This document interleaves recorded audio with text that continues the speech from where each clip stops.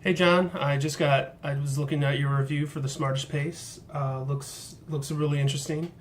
Um, I do think it's pretty cool that they do have a physical copy for their magazine, which is pretty rare nowadays. From at least what I've seen, there's not a lot of stuff that's not strictly online, and I'm assuming that's financial. I don't think these make a ton of money.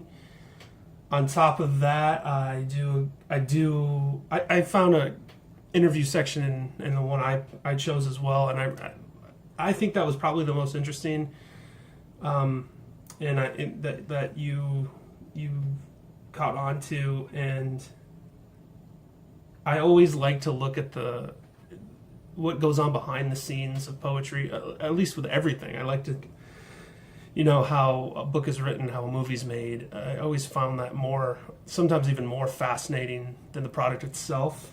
Um, as for the content of the poetry, I really like the more outlandish stuff. This stuff is it's good. I mean, but on top of that, like you, I wouldn't consider myself a poet scholar or if anybody asked me what makes really good poetry, that would just be a very interesting conversation, because I feel poetry is by far the most subjective of the mediums of writing. And yeah, on top of that, it was a good review.